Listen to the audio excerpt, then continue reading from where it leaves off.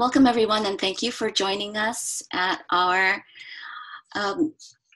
Enriching the Learning Experience Parent Engagement Symposium. My name is Jamie Koo, and I'm part of the Parent Engagement team. I'll be making a few announcements before we get started. Oops, sorry about that. It's going a little bit too fast. All right, so Claudia Aguilera is our parent engagement specialist also, and she's going to be providing interpretation for you. If you guys need interpretation, please follow the interpretation icon and you can select your language and you'll be able to hear the Spanish interpretation in our Spanish language channel. Just for your information, our keynote and workshop sessions today will be recorded.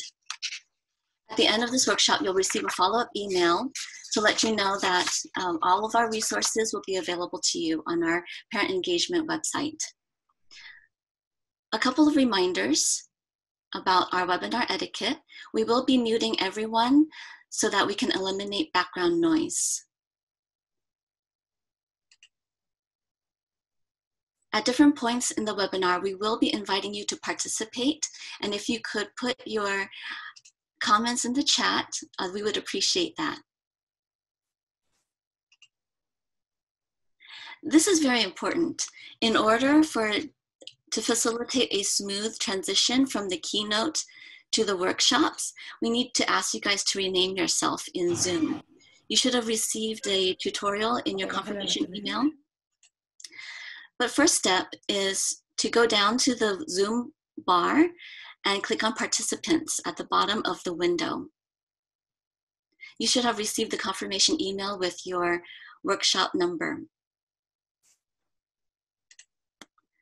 The second step is, once the participation pops up, the participation list pops up on the right side of your window, hit the far right button where it gives you the option to rename. Finally, from your computer, you can rename yourself as WS number, that's the number of your workshop, with your first initial and last name. So for example, if I were to join workshop number 3, I would rename myself as WS3-JKoo. If you're joining us from your phone today, the option is still the same. If you can go down to participant icon and click on participants, you'll be able to find a couple of arrows on the next screen where you can click on those arrows and it'll give you the option to rename. So same thing, please put WS, your workshop number, followed by your first initial and last name. For example, WS3-JKoo. If you are still unable to rename yourself, please just enter into the chat your workshop number and your name. Again, workshop WS number 3 and Jamie Koo. I now turn the time over to Elena Shea.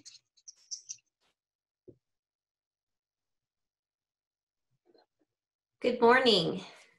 I'm Elena Shea from 6th District PTA, which represents Santa Clara, Santa Cruz, San Benito, and Monterey counties. Welcome this morning. I would also like to invite you to our upcoming Parent Ed Zoom events on parenting in a pandemic, focusing on mental health and distance learning. I'll put our website in the chat for you to access. And now it is my great pleasure to introduce Dr. Mary Ann Dewan, Santa Clara County Superintendent of Schools. Dr. Dewan is Santa Clara County's transformational leader who models inclusion, innovation, and partnership through her courage, kindness, and gratitude. She truly shows us that we are stronger together.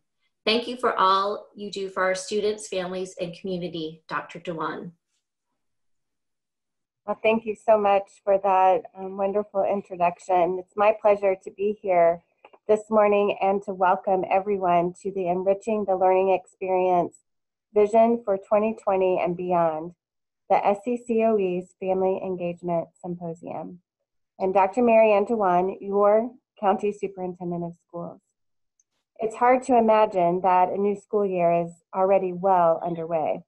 It's been a time of anticipation and excitement mixed with some uncertainty and nervousness. It is also important to remember one significant fact. We are making history together. Yes, we continue to wade through various challenges, some we could have never imagined. And we're doing so with inclusion and partnership and moving forward as a community of strength, courage, and kindness. And together we are stronger together. Together we continue enriching, exciting learning opportunities for all.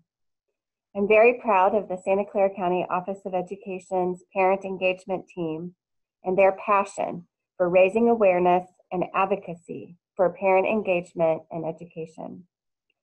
Your participation during this symposium tells me you feel the same way. I want to take a moment to highlight a few of our ongoing programs available for parents, as well as our family learning events, which promote parent engagement and parent leadership. For parents, we offer parenting workshops with support on the state's Common Core standards, as well as a number of train the trainer opportunities.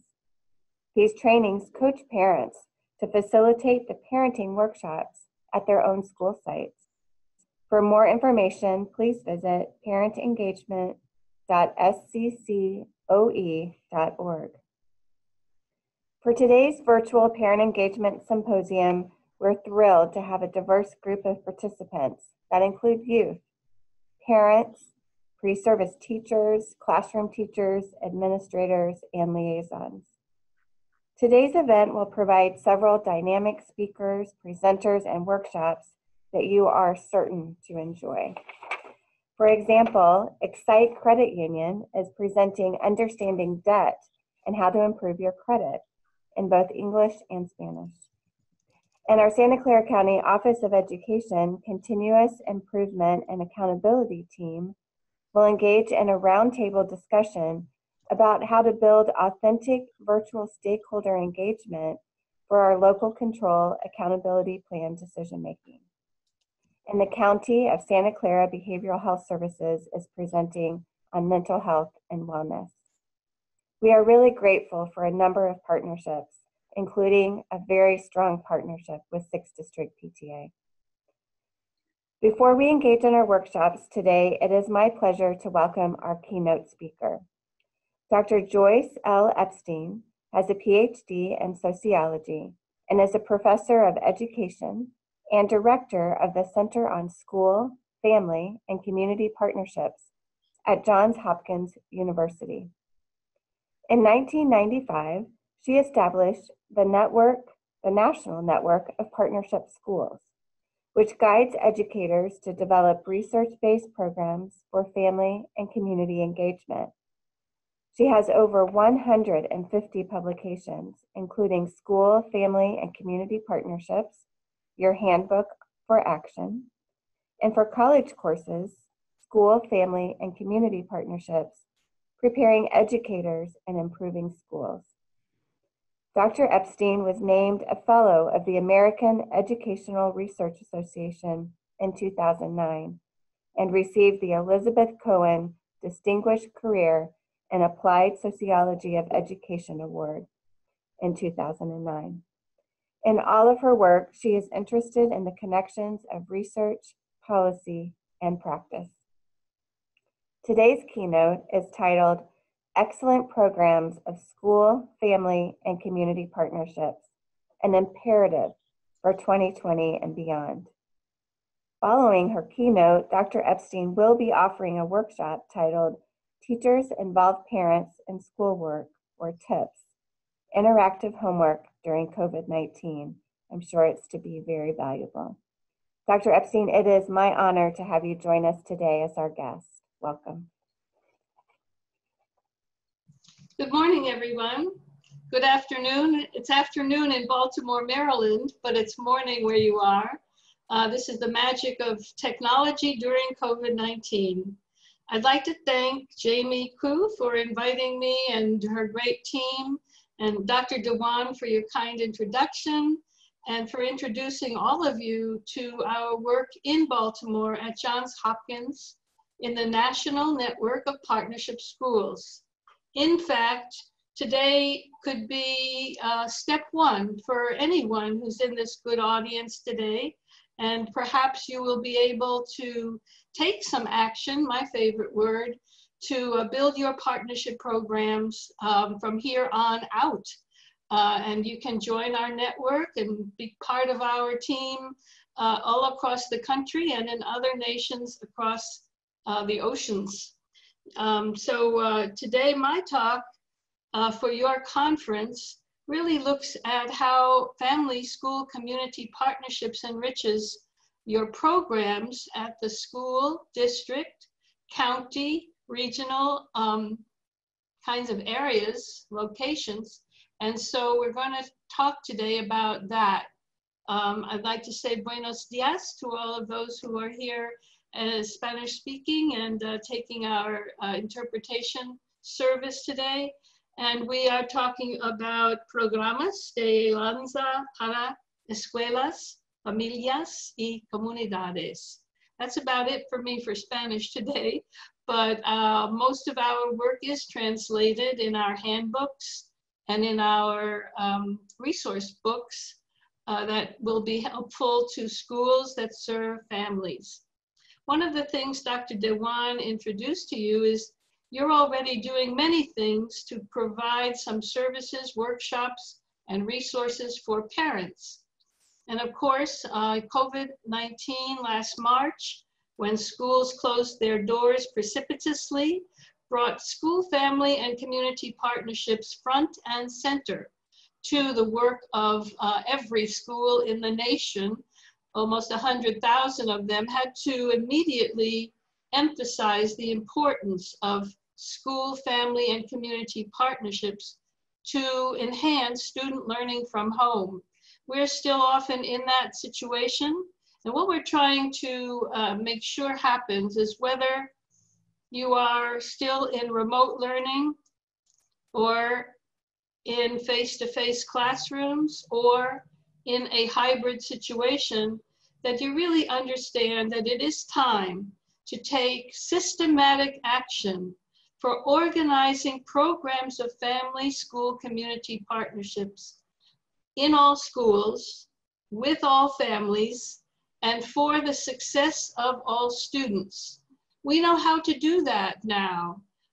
We know that we can help any school in any district, all district leaders, all county officials to really have in place strong and sustainable programs of partnerships that focus on student success in school. And so if you are interested in how that looks, that's what we're going to share today. And then if you want to go further, you will be able to join us and have the help you need to make sure this happens in 2020 and beyond. This is not a magic story. It's an incremental program that gets better every year by the work you do. And so let's talk a little bit about how this works. And this is a kind of a little mini course this morning in a short 40-minute period. And I'm going to have a kind of an activity that you can think with me about at the very end. So pay attention and see what makes good sense to you.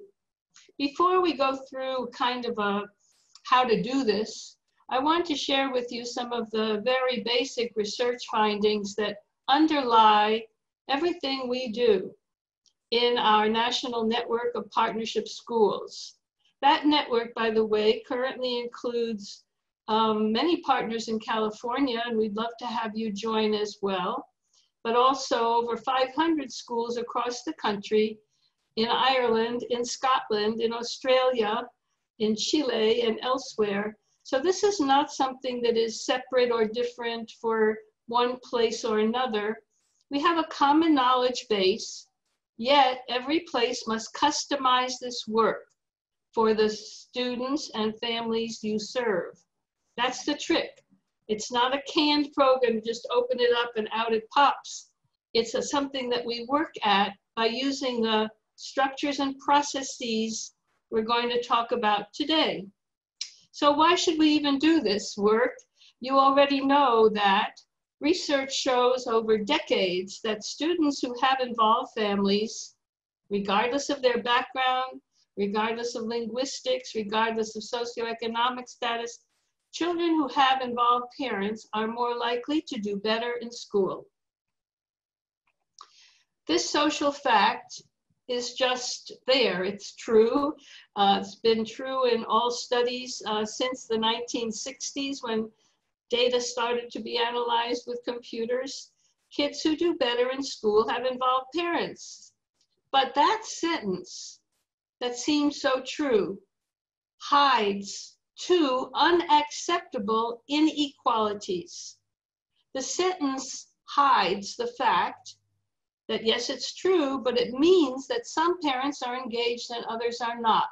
That's how we get that statistical finding. Students with involved parents do better in school. To get that, you have to show some parents are involved and their kids do better in school. That's not a good finding because that spotlights an inequality. The second inequality in that social fact is that some students benefit from family engagement and other students do not.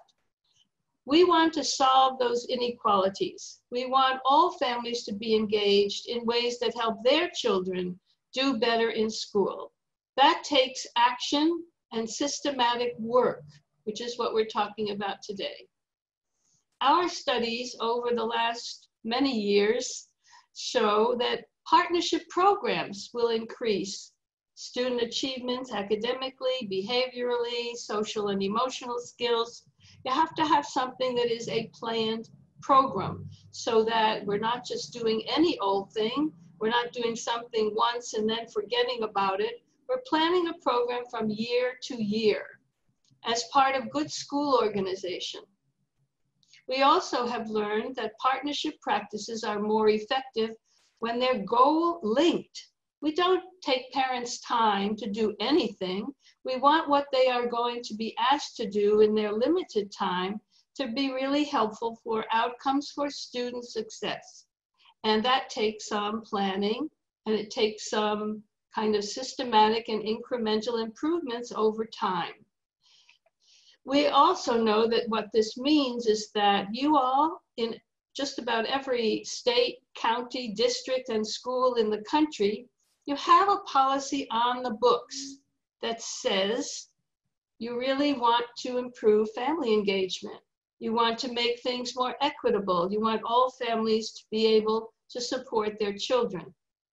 That takes some actions to produce that equality that our policies say we seek.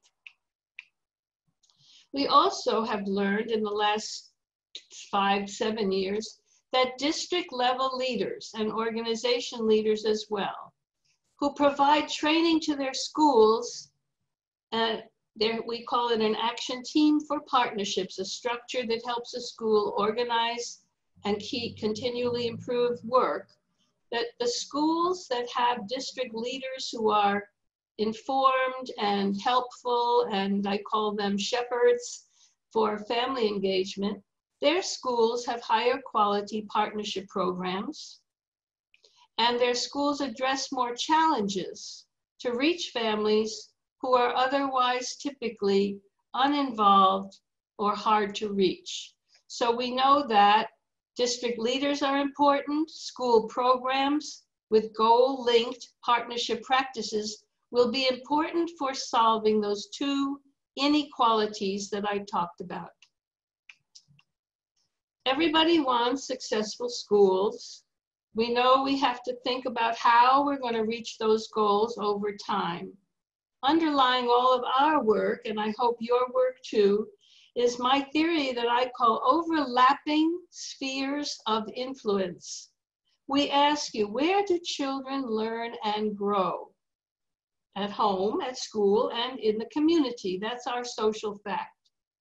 You can see the overlap spaces in the middle of this diagram. And we've learned in our data that when we bring the spheres of influence together, more children do better in school. So that is what we are trying to build, a program of overlapping spheres of influence in partnership. There still are people out there, amazingly enough, and certainly not here on a Saturday morning today during a COVID crisis. There are people who say, if the family would just do its job, we, the schools, could do our job. Those are sentences of separate spheres of influence. And what we've learned is that those separate spheres leave youngsters sort of hanging out, not really clear of the multiple sources of support that are behind their work in school. They really don't know who they're listening to about going to school every day, having good attendance, doing their homework. But when we bring the spheres of influence together, then more youngsters do better in school. So that's what we're working toward. We're working toward showing that your schools can address this theoretical frame. You already know, that's why you're here today, you already know that partnerships are important. You even know what is needed and what are some good practices, because no school, no district that's out there in Santa Clara is starting at ground zero. You already have some very good practices. What we're talking about today is how to organize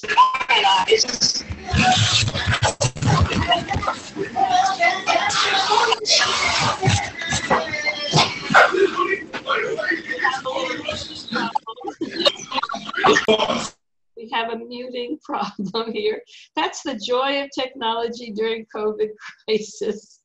But today we really want to build on what you know already, to think about how we organize programs of partnership, and especially how we customize programs to match the needs of your families and your students, and especially your school improvement plans. Regardless of background, everyone really has to be a good partner.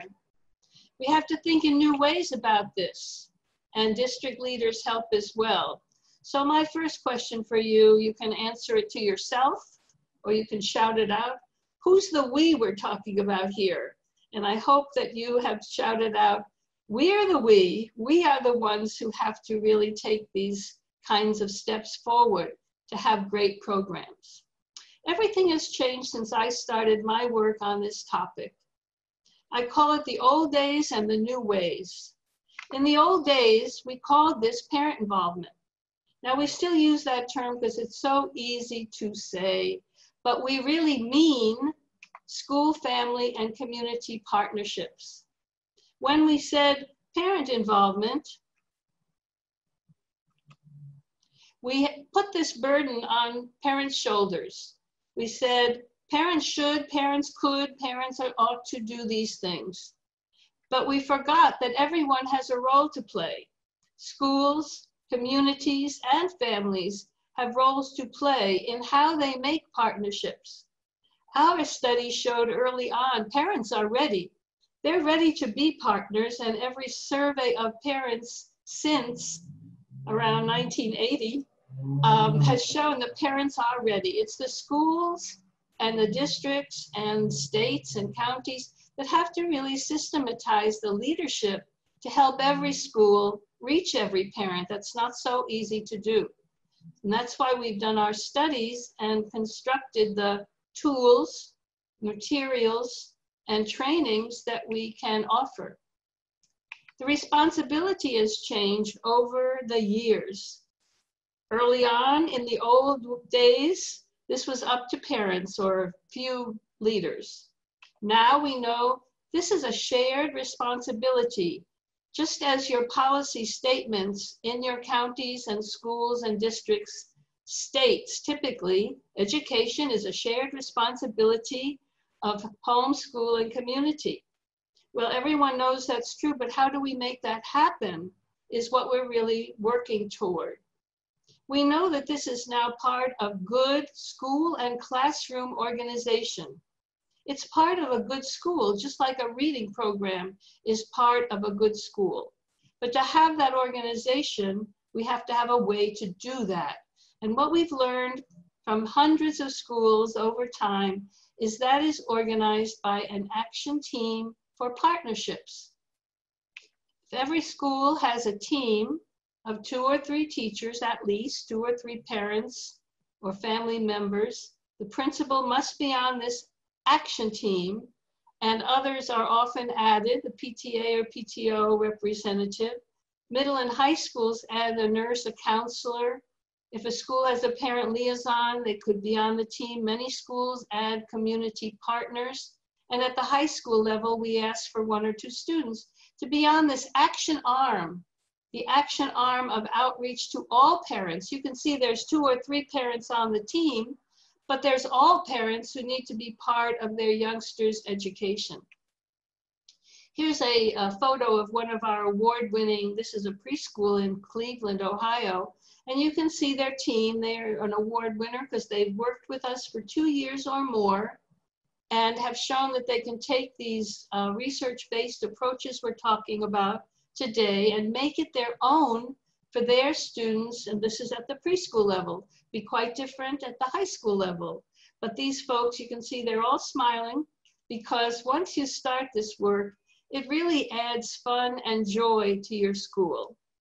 We hope all of you, or those of you who are ready, who join in with the Tremont Montessori School and many others, you'll become award winners in 2 or more years so that you really can say, we are following a research-based approach. So what does the action team do? It's very focused. It's focused on engaging all families. We ask the team to review the school improvement plan in their own school. Select 2 academic goals, 1 behavioral goal for students, and 1 general goal for an overall welcoming climate, so everyone feels welcome at the school. They're guided to write a 1-year action plan for partnerships. The templates are on our website and in our handbook. You don't have to join our network to use these tools. However, if you do, then we learn together, and that's why we invite you in. The action team helps the school implement and evaluate the quality of the activities that are implemented. And often the word evaluate has been missing from our work because people have not addressed, how are we doing on this? What should we do better next year? And the most important bullet you see on the screen is to continually improve. We are not talking about magic. We're talking about constructing a really good program over time that increasingly reaches all families. There are some things you can do that reach all families pretty much right away. Other things take a little longer, and we work at each way of increasing the number of families that are good partners in their children's education. The other reality, you know, is that every year, new parents enter a school, new children enter a school, some graduate and go on to the next school. So there's a constant change in populations, which means we're on a continually improving trajectory. Here's another one of our school award winners from Seattle. You can see their team was so happy that they earned an award. They brought their kids for the photo as well. And we love to see a nice big team with lots of folks who are saying, we're going to work together to reach out to all families in ways that will help student success in school.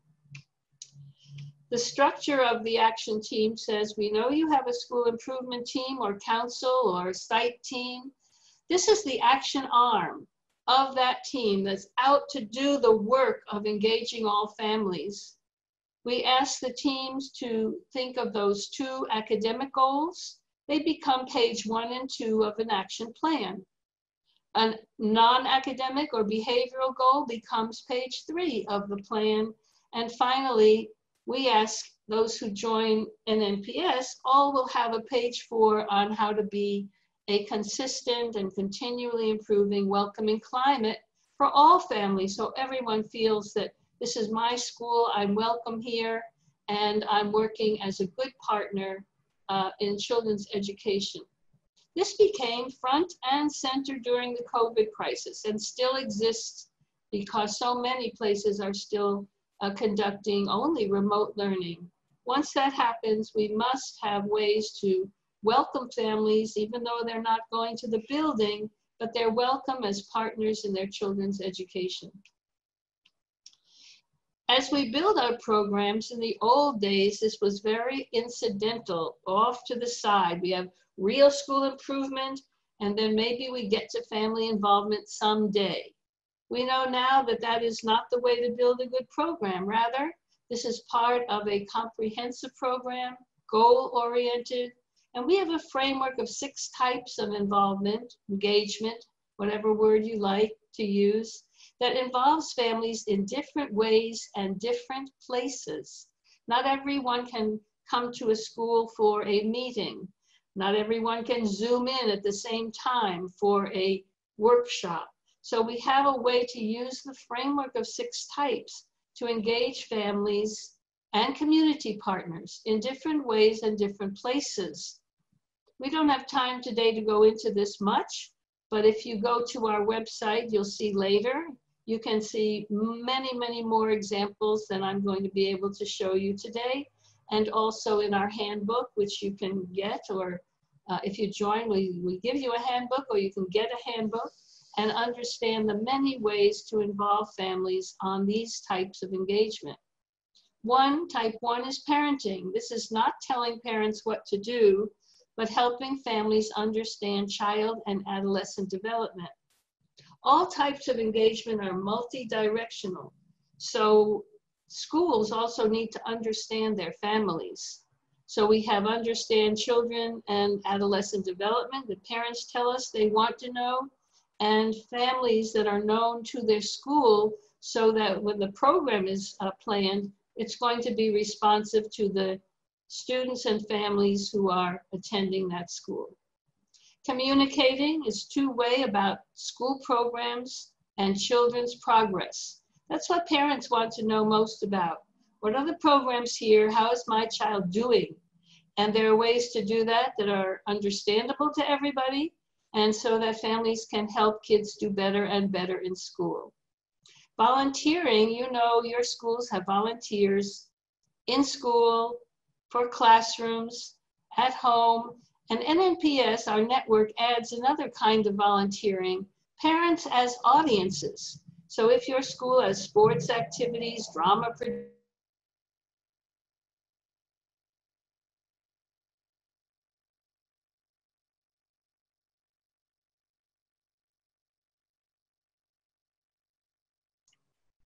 I hope it just happened that I was unmuted, and that's the joys of technology. So volunteering includes audiences, so that if you have a sports activity or drama production, assemblies, student work, and parents come as audiences, they are counted as volunteers. Some schools will give parents a little punch card that say, if you come to be a volunteer audience member throughout the school year, you'll be invited to the volunteer lunch at the end of the year. Let's see if we can get this to work here. Type 4 is learning at home. The connections have a lot to do with homework, and of course, COVID-19 made this type of engagement a main connection of homeschool and the work that is being sent home for remote learning or even in paper packets. We're very concerned about youngsters who don't have working computers at home, but Type 4 helps us plan how we're going to deal with those challenges. Type 5 is decision-making and how families are engaged in school decisions. This is your PTA, PTO. I know you're a good partner. The 6th District PTA is very interested in all types of engagement. We want to have the groups who are represented in your school part of the PTA or PTO and part of the decisions that affect the school and their children. Finally, type 6, collaborating with the community, includes business partners, but also other community resources. Regardless of the location of your community, every community has faith-based organizations, senior citizen groups, other links to high schools, health groups, who will really be collaborating partners in helping the school improve its program, parents receive services needed, and youngsters getting some experiences working with other adults and maybe serving as interns at the high school level to collaborate with the community to make for more successful students, more involved families, and better programs overall. So these 6 types are the kind of undergirding of programs to help schools plan their programs, to help those action teams write their plans on those 4 pages that I mentioned, so that parents are engaged in different ways and different places. Every one of those 6 types of engagement has a challenge. This is not simple stuff, and we don't shy away from challenges. We work to solve challenges that are certainly going to arise. Schools are very challenging places. Diversity of families challenge us to reach all of them, not just a few. To solve challenges in the old days, people called these barriers. We do not use that word anymore. So when they said, what is the barrier to parent involvement?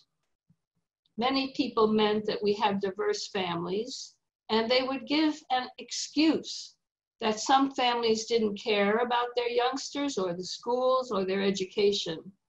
They would really forget or hold kind of apart the migrant or mobile or homeless families that are part of their schools and sort of write them off in a deficit model. We do not do that anymore. These barriers of diversity are in fact realities in all schools. And in the work that we help you to design and implement, we look for solutions. The schools in the network share their best practices. We have a book called Promising Partnership Practices, you'll see later, that show how we share practices to improve all programs. Everything we do is about equity, because we cannot just write families away and pretend that they don't care about education. They care according to surveys conducted with parents since the 1980s in this and other countries. So we know parents care, we know they would like to be engaged, and they tell us and other researchers, I would be engaged if people would give me some good information in a timely way, in ways that I can help my youngster do better in school. This is a strengths model, because every family has strengths that we can mobilize to help their youngsters do their best in school. In the old days, this was up to early childhood education. Now we know we're talking about all grades, preschool through high school, and we're not doing isolated activities, which most schools have a really good activity for family engagement somewhere in their repertoire. But it's not just one activity, it's a planned program that builds a sense of community in the school. That's our goal. In the old days, these were school by school decisions. Now we know these are multi-level leadership requirements so that your school, your district, your state, your county, your organizations like National Network at Johns Hopkins, and even federal policies are all part of what I call a nested leadership picture.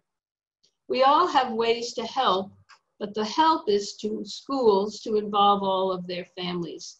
Schools is where the action is, because that's where the students and their families are.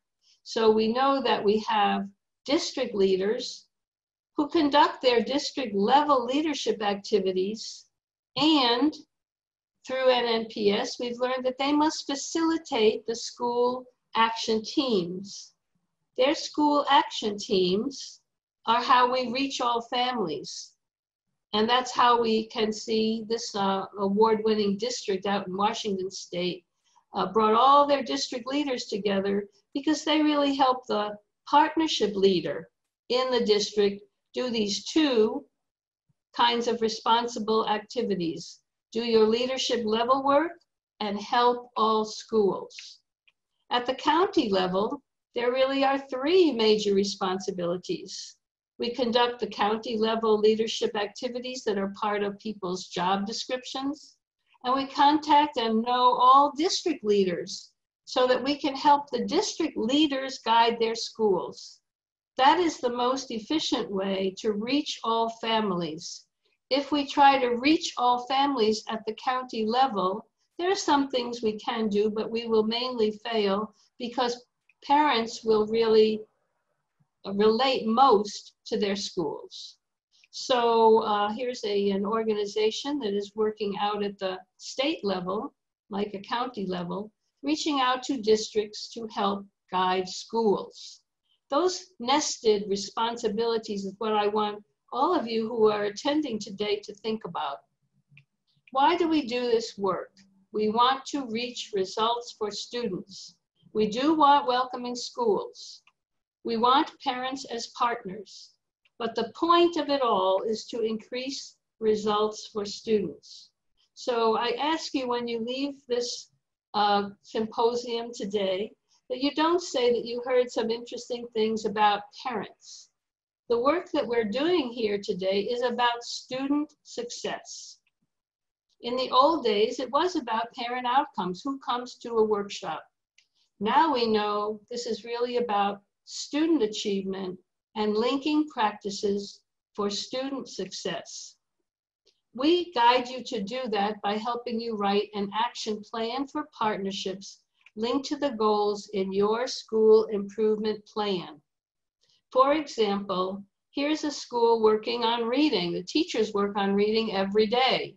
So in their action plan for partnerships, the action team might include workshops for parents, parent-teacher conferences focused on reading, reading volunteers, guest readers, authors in the neighborhood, family reading night to show parents how to help at home. The PTA might run a book swap of some kind, a book fair. You can see that business partners can provide free books for children. In their action plan for partnerships, this school was letting parents and the community know we are a reading school and you can be part of that solution for increasing family reading at home. You'll see many other ideas for all types of engagement, all 6 types of involvement on many different goals, reading, math, writing, science, STEM kinds of programs in our handbook and on our website, in our books of promising partnership practices. You'll see our new book there right now. Finally, we want to evaluate results. This was a missing link in the old days when it was really optional or only focused on compliance. Compliance is important, but we know that it's not very helpful to tell a district or school in Title I terms that you are out of compliance. We must go further to say, how do we get into compliance? And so now we know evaluation is essential. One of the services NNPS provides is we actually help you evaluate your progress every year. At the end of each school year, we collect some data, you evaluate your work and know how to improve the next school year. By going kind of systematically and incrementally from year to year, you can improve your programs to reach all families. Networking is important. In the old days, success stories were local or not at all shared. I used to go into a school and they would tell me, shh, don't tell anybody about this. This is our special activity. Now we know that's not a very good way to build successful programs. Our network and other networks, your Santa Clara network, can also share stories both nationally, locally, and internationally to improve all programs. Networking is important. It helps you learn about and even steal and adapt ideas from others for your school. As I mentioned, equity underlies everything. We don't blame those who cannot be involved for what they don't do. We help families take action with the languages they will understand so that everyone is engaged. Budgets are important. They were usually not particularly well allocated. Now we know they must be goal linked so that we don't end up with dollars at the end of the school year wondering why they were not well spent. If they're spent on those action plans, they contribute to the capacity of every school to run a good program. We just spent a very quick 35 minutes talking about the basics for the structures and processes that you can use to move from the old way of doing something to a new research-based way of organizing effective and equitable programs. We talked about in this short time the definition of family engagement, that this is important at all grade levels. We use an action team with a framework of 6 types of engagement to write an annual action plan linked to goals for student success. We're focused on equity, not just a few parents, to produce results for students. We have a nested leadership structure where the county, districts, and schools play parts to help each other get to the school level to engage all families. Good budgeting is important. Evaluation is essential. Networking helps build community across regions and even across countries. There they all are. We just talked about this. This is your mini course that we just completed. And while we finish these last few slides, because we're running out of time, I want you to think about these topics we talked about today. You can think as I complete the slides, because they will be in your recorded messages. And in the chat box, write your idea out of all these topics that we just went through to say how to do all of this better, more organized and research-based. Which change from the old way to now do you think is most important for improving your county, district, or school program of family and community engagement? If you put that information in the chat box of what you heard and what was most important to you, then I will be able to see your ideas, because I'm very sure Jamie and her team are saving the chat box communications. So just write in the chat box which of these topics you think is most important. So we talked about establishing a team, writing a plan, using the 6 types of engagement, having a good budget, having the ATP, the action team, a meeting place, and evaluating and improving programs from year to year. A network can help if you're interested.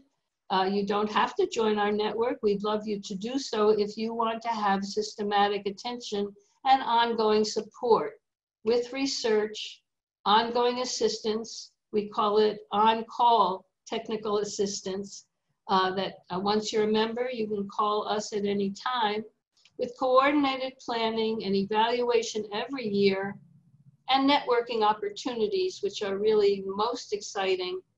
It's what keeps us working on this from year to year.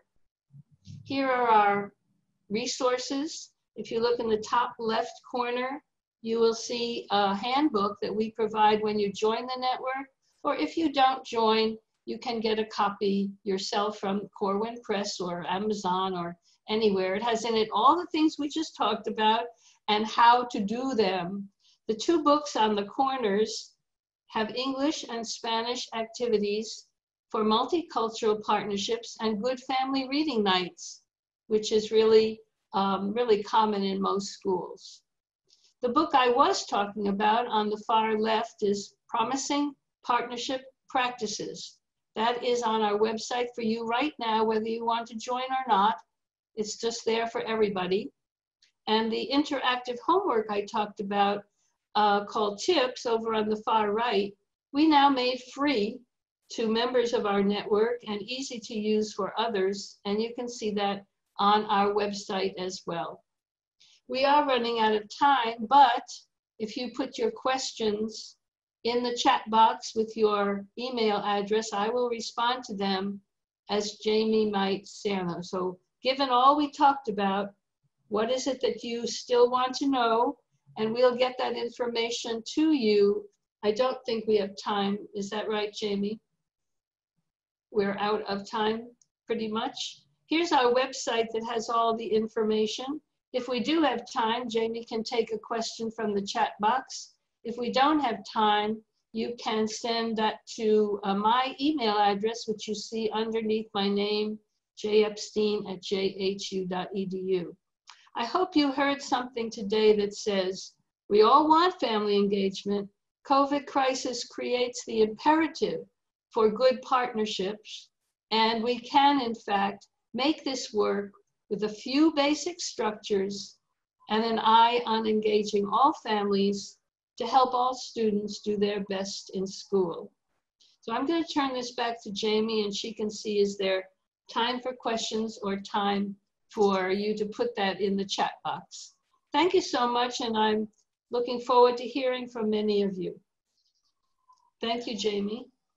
Thank you, Dr. Epstein. All this information is really good for reframing partnership in schools, and especially with the spheres of influence and building on strengths. I see some people putting into the chat some very specific areas where they would like to focus on the parent engagement.